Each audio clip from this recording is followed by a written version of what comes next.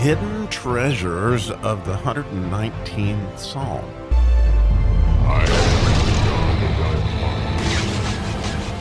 How fun to dig around today, the day before Thanksgiving, and all sorts of things we can be thankful for, especially this verse we get to study in the 119th Psalm, and I think you'll see that it's got everything to do with thankfulness. It is the 8th verse in the Tav section, or the Tet section, but it has to do with Tav. It's because obviously this verse, well, I wouldn't say obviously, but it does begin with that word. And so let me read it in English, and then we'll get into all our thankfulness here because it is a beautiful thing. So it says, the law of thy mouth, this is verse 72, which is, again, the 8th verse of this section. The law of thy mouth is better unto me than thousands of gold and silver. So as we've talked about, this 8th idea of the 8th is a miracle. We're actually, in tomorrow's podcast, we're going to go into that a whole bunch. As it will be our Thanksgiving podcast. I'm very excited about that. But here we are in this 8th, sort of the miraculous. We've gone through the 7 anointings, and now we get to see this fruit. And there's a couple of key words in this that I just mean them so much to me. To begin with, the verse would probably read better in English, in my opinion. Goodness, because that's the word, Tav, that the psalm, that this verse starts with. So goodness is the law of thy mouth, okay? Goodness is better than anything, and that's why they translated it better, but it's so much more than better, okay? Goodness is the law of thy mouth. And then I love the fact that the psalmist put relationship in that. He just didn't say your law is goodness. He said the law of thy mouth is goodness. And so when you look at that letter in Hebrew, the pei, that is this mouth, we're going to obviously get to a whole bunch of verses about that, but it is literally like the face of God. It means the presence of God. And so relationship is what the law is. In other words, Jesus is the law, right? Jesus is the truth, but he is also the face of God. And so this relationship with the law is what he's talking about here, and that's what's better than gold and silver. And when he talks about those things, I can't help but think in my own life, especially right before Thanksgiving, of the whole promises in Mark chapter 10, because here we have Jesus. And when you think about your favorite things that have happened in your whole life, I'm going to bet they've not been when you were counting your money. I'm going to bet they were relationships, either with God or, you were on adventures with your family, with your dad. But if you just go back to the best moments of your life, they're always going to be relationship. And such is the law of thy mouth. So in Mark chapter 10, one of my favorite verses, and perhaps I've spoken of it here before, but it says that Jesus said, verily I say unto you, it's verse 29 in Mark chapter 10, there is no man that has left house or brethren or sisters or father or mother or wife or children or lands for my sake and the gospel's, but he shall receive 100-fold now in this time, houses, brethren, sisters, mothers, children, lands, and with persecutions in this world and in the world to come eternal life. So what a beautiful, amazing thing that we get more as talk about the law of his mouth.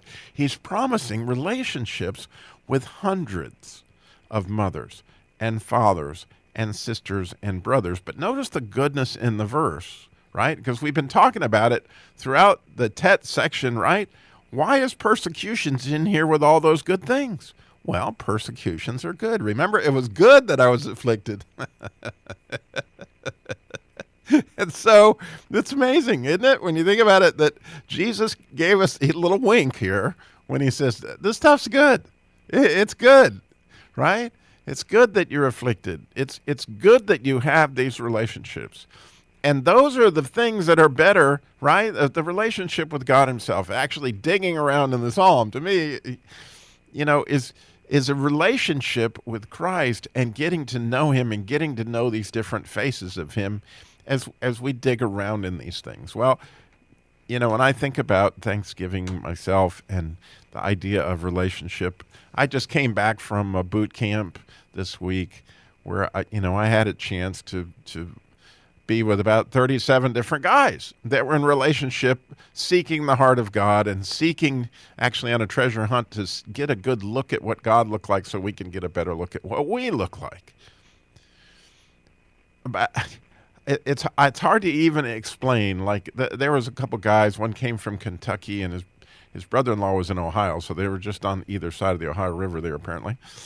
And they wanted to learn how to fly fish, right? They'd never fly fish before, and the fish weren't biting particularly well, and all we caught was this one little bluegill. But I have a picture of Rob holding this fish. Like, this is a precious, precious moment, something that you'll never forget when you actually got to teach somebody or hang out with somebody that what you love to do and share God with them, right? As we later were in prayer, what we call listening prayer, and we were listening for the voice of God with so many men, and seeing them for the first time feel like they really got into a relationship with God, and seeing the look on their face when they said, did God really talk to me? Did I really just hear from God? Like, man, I mean, their hearts were coming alive. And nobody's going to tell me that isn't better than thousands in gold and silver, okay? And so when I think of Thanksgiving, like, yes, I now have more brothers. I added several brothers to my 100 last weekend. And yes, I've got over 100 mothers that are there in the nursing home. And like, there are so many relationships are the stuff that's worth so much more than money, just saying. And when it's with brothers, sisters, and mothers, as this is described, all underneath the heading of the one Father, right? As we get into a relationship with Jesus, he's going to put us in relationship with his Father because he is our brother. And so when you look at all those things and you think back to what this verse says, it is so beyond miraculous, isn't it? That the law of thy mouth, this relationship with the law, this relationship with Jesus, is going to have so many, many benefits in relationship. It's a better relationship with your spouse. It's a better relationship with your brothers and sisters, your earthly brothers and sisters as well. And I can remember as I became closer and closer to Christ, my relationship with my parents got better, right? And so all these things happen as a result of the love that is in the law, right? Because when you say law, it's Torah is what the word actually is in Hebrew, and so when you say law, you're not thinking about really that this is Jesus, okay? But it is, because it is the Word, and the Word was God, right? And the Word was with God. And so I hope as you get ready for this Thanksgiving, you get a chance to prepare with your family, that you think some about the relationships and what could we be more thankful for, the relationship with Christ that leads to these relationships with our family. Thanks for listening.